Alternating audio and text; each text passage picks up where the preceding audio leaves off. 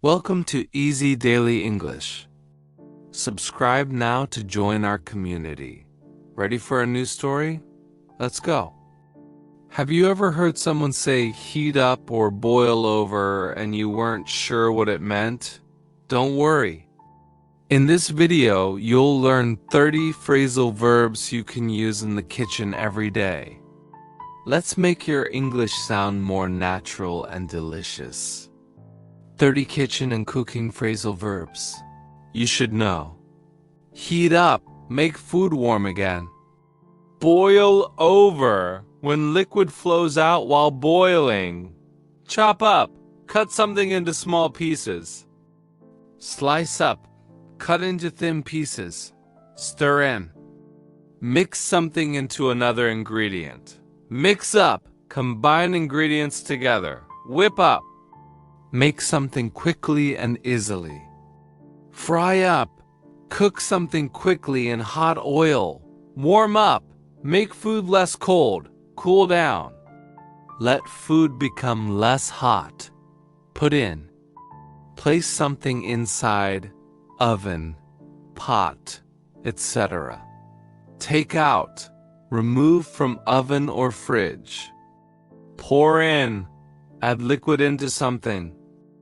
Boil down. Make a liquid thicker by cooking. Taste for. Check the flavor. Cut up. Cut into smaller pieces. Lay out.